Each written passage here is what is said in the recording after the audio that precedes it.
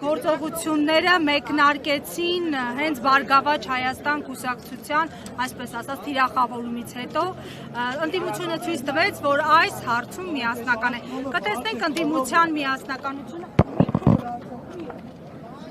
Կտեսնենք ընդդիմության միասնականությունը նաև այլ պրոցեսների ժամանակ։ Տեսեք, երբևէ ենթադրություններով ու կանխատեսումներով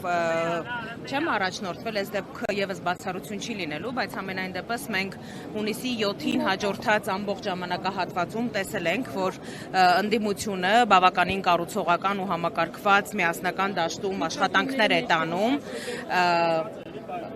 Այն ինչ որ տեղի ունեցավ հունիսի 7-ին, բոլոր են թվաբանական մանիպուլյացիաները եւ կենտրոնական ընտրական հանձնաժողովի կողմից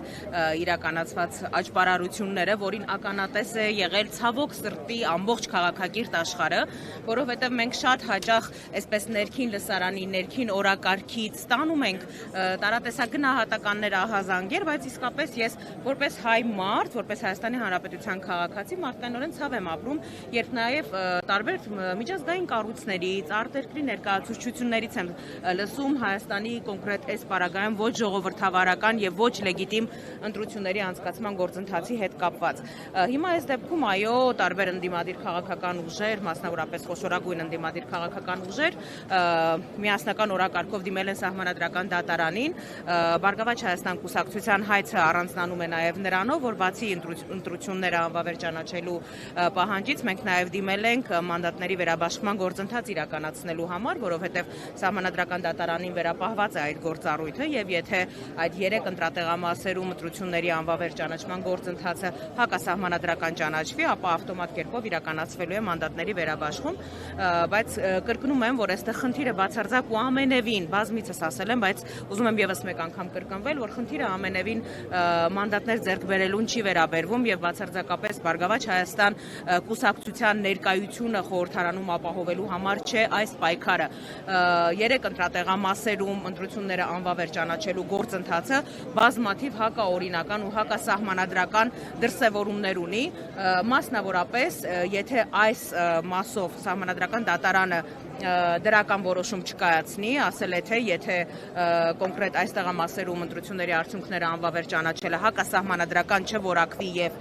մանդատների վերաբաշխում չիրականացվի, որևէ դեպքում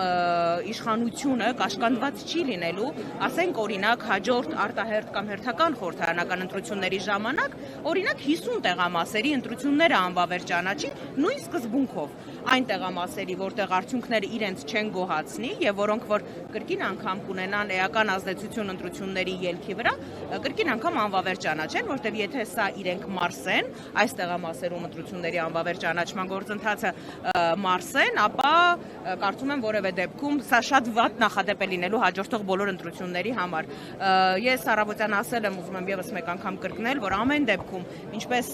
հունիսի 7-ին հաջորդող օրը հայտարարել ենք, մենք բոլոր իրավական եւ օրինական գործիքներն ու գործիքակազմերը օգտագործելու ենք այս արդարության վերականգնման համար եւ ես ուզում եմ հավատալ, որ անկախ ամեն ինչից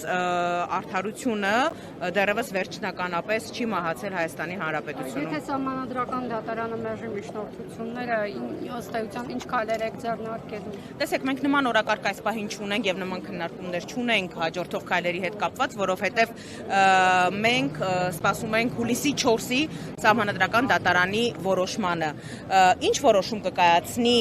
Սահմանադրական դատարանը, դա մեծապես ազդեցություն կունենա հետագա բոլոր քայլերի իրականացման գործընթացում։ Այս դեպքում, ինչպես ասում են, գնդակը Սահմանադրական դատարանի խաղադաշտում է եւ հետագա բոլոր զարգացումները եւ հետևանքները եւս բխելու են կայացված որոշումից։